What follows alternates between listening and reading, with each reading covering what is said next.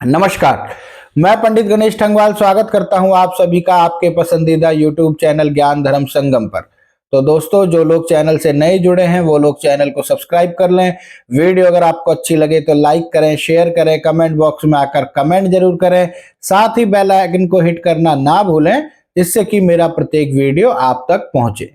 तो दोस्तों, आज की कहानी का शीर्षक है स्त्री की चाहत। वैसे तो संसार में किसी भी व्यक्ति को समझना बहुत ही मुश्किल काम है, परंतु उसमें भी स्त्री को समझना एक अद्भुत, अकल्पनीय और बहुत ही मुश्किल काम है। इसी प्रकार से एक बार एक राजा की सभा में एक व्यक्ति को मृत्यु की सजा मिल रही थी। तो राजा कहता है कि मैं तुम्हारी मृत्यु की सजा को माफ कर दूंगा, लेकिन मेरे मन में एक प्रश्न है, यदि तुम उसका सही से उत्तर दो तो राजा पूछता है कि स्त्री की चाहत क्या है। यह प्रश्न सुनते ही कैदी के मन में, या जो भी जिस व्यक्ति को सजा हो रही थी, उसके मन में पहला विचार तो यही आया कि स्त्री की चाहत को बताने से तो बढ़िया राजा मुझे वैसे ही सजा दे दे तो बहुत अच्छी बात है, परंतु मौत का डर भी है। तो राजा से कहता है,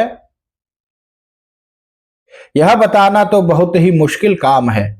बड़े बड़े देवता भी इस राज को नहीं बता पाए कि स्त्री आखिर चाहती क्या है, परंतु फिर भी मैं कोशिश करूंगा। इसके लिए मुझे कुछ समय की आवश्यकता है।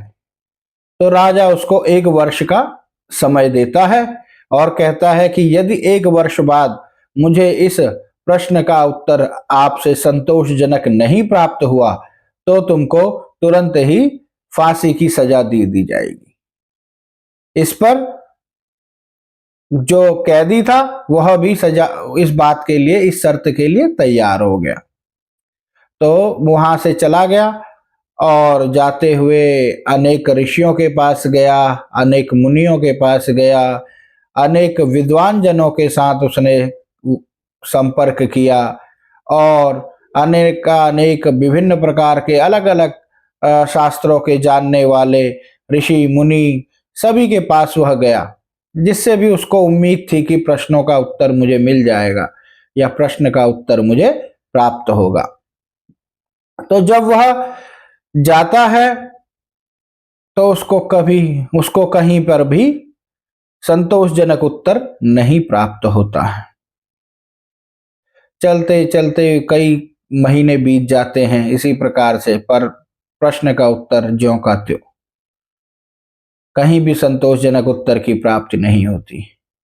एक बार एक रात में घूम रहा होता है जंगल में, तो एक भूतनी उसको मिलती है।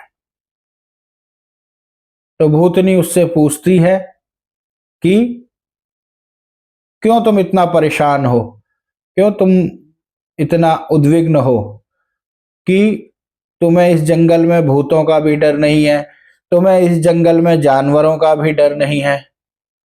तो वह अपनी सारी कहानी बताता है कि मुझे तो फांसी की सजा हो ही चुकी है और एक प्रश्न का उत्तर मैं खोज रहा हूं।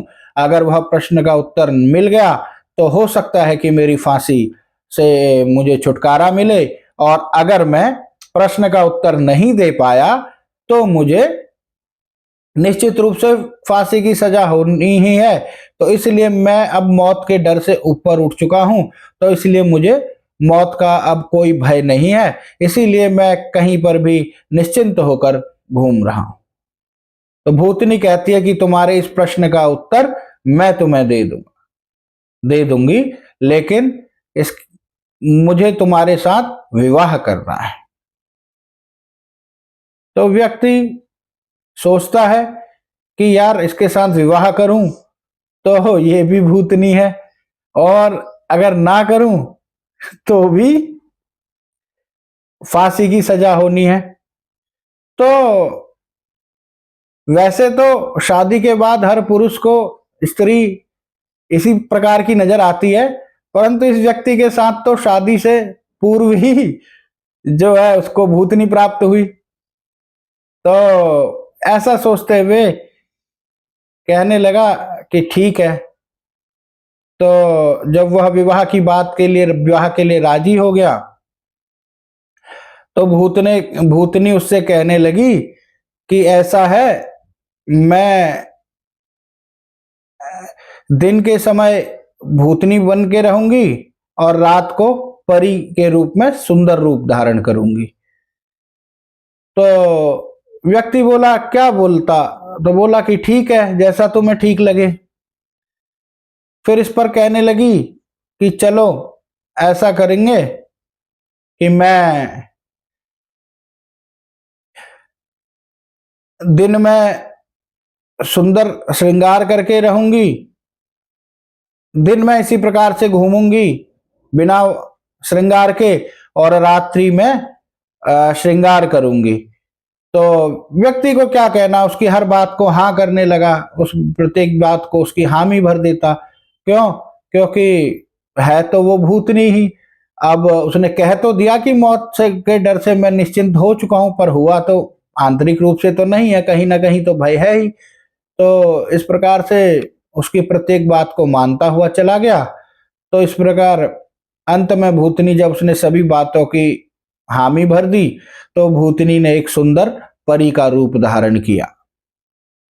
तो परी का रूप धारण किया और कहने लगी कि मैं तो एक परी हूं, और मैं तुम्हारे पीछे कई दिनों से तुम्हें परेशान देख रही थी, तो इसीलिए मैं कई दिनों से सोच रही थी तुमसे तुम्हारी परीक्षा के विषय में, तो इसलिए मैं तुमसे तुम्हारी परीक्षा ले रही थी। मैं कोई भूतनी नहीं हूं, और मैं तो एक सुंदर परी हूं। तो व्यक्ति को तो भूतनी और परी से कोई लेना देना नहीं था, ना विवाह से कोई लेना देना था। विवाह तो हो जाएगा आज नहीं तो कल, परंतु व्यक्ति को तो मतलब था अपने प्रश्न के उत्तर से। तो व्यक्ति ने बोला कि मैं विवाह के लिए तो राजी हुआ था आपसे, पर मैं आपकी सुंदरता को देखकर या आपके कुरूपता को देखकर शादी के लिए तैयार नहीं हुआ था। मैं तो इसीलिए तैयार हुआ था कि मुझे मेरे प्रश्न का उत्तर मिल जाएगा, और अन्यथा शादी करने का भी, अगर प्रश्न का उत्तर नहीं मिलता है तो विवाह करने का भी कोई फायदा नहीं है, क्योंकि मुझे तो मौत की सजा होनी ही है।